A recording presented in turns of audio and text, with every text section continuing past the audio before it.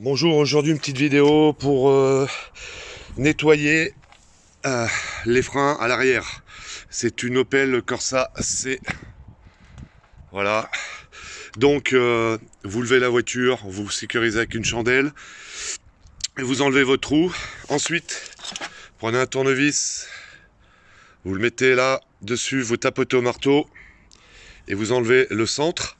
Ensuite, vous avez l'écrou central, c'est du 27. Donc moi, ça ne se fait pas, mais je le dis à chaque fois, moi, voilà, j'ai que ça, donc voilà.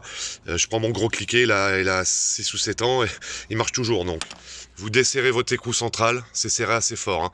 Donc moi, je prends ça, plus j'ai une barre, avec une barre pour enlever l'écrou. Vous le dévissez. J'ai oublié de vous dire, mais je mettrai au début un petit texto, un petit texte. Il faut desserrer le frein à main, bien sûr, hein. Il faut bien desserrer le frein à main. Donc après, vous verrez l'écrou est fortement serré, hein. Donc vous défaites votre écrou central. Normalement, écoutez bien, hein, normalement il faut changer l'écrou à chaque fois que vous le démontez. Chaque fois quand vous démontez, normalement vous changez votre écrou. Voilà, vous l'enlevez là. Et maintenant le but c'est de sortir le tambour. Donc frein à main desserré, bien sûr. Vous le tapez un peu partout et vous le tournez et vous le sortez. Vous verrez, normalement il doit y avoir peut-être une petite collerette sur la bande de freinage du tambour, donc ça va faire une petite épaisseur. Donc pour sortir, il va falloir jouer pour le sortir. Bon voilà, je viens d'enlever, j'en ai bavé, hein. Il était, les mâchoires bougeaient avec... Là voilà, donc j'ai passé moi un coup de soufflette. Là, après j'ai passé un peu de nettoyant frein. Et j'ai passé un peu de toile pour bien dégraisser et pour que le frein à main soit plus efficace après. J'ai repassé un coup de soufflette après le nettoyant frein. Là, j'ai passé un coup de toile aussi dans le tambour. Bien sur la piste ABS, qui est ici. Bien tout décrassé et repasser un coup de nettoyant frein aussi, un coup de soufflette pour que ça soit bien dégraissé et tout propre. Et surtout, plus de poussière, il y avait de la poussière partout. Voilà, j'ai passé un coup de toile, j'ai soufflé, j'ai mis un petit peu de nettoyant frein encore, j'ai ressoufflé derrière. Là, il est prêt, il est dégraissé, il est parfait. J'ai mis de la graisse cuivrée autour de la fusée. Graisse cuivrée. J'en ai mis aussi dedans, aussi dans le roulement. Et là maintenant je vais pouvoir remboîter mon tambour. Voilà, vous rembranchez votre tambour.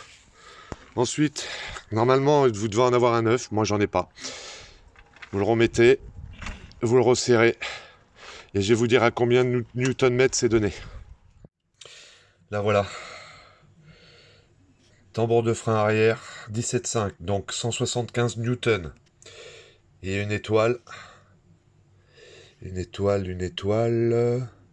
là, pardon, vous voyez. Donc filet nettoyé et imbibé de mastic frein, donc du frein filet, c'est ce que je vais mettre dessus.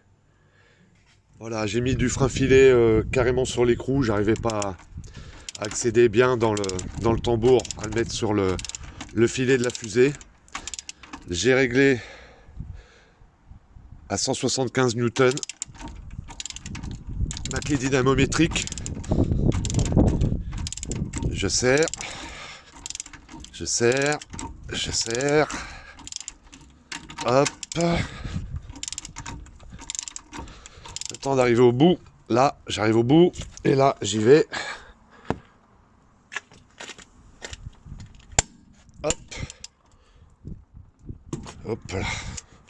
Ah. Hop.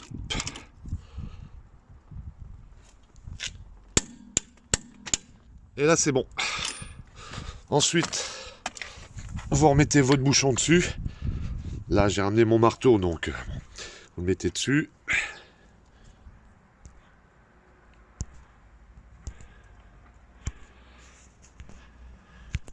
Hop.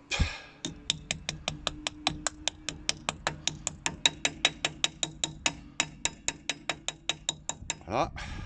Là, voilà, après chacun fait comme il veut. Moi, j'ai passé un petit coup de toile et j'ai mis de la graisse cuivrée pour enlever la jante de dessus. C'est souvent de fois plus facile, ça colle moins. Et ensuite, vous resserrez en croix vos boulons.